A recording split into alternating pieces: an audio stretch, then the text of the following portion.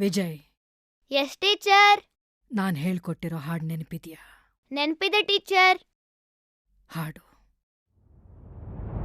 ಪ್ರತಿಕತೆಯ ರಾಕ್ಷಸನು ಹಿಂಸೆಯ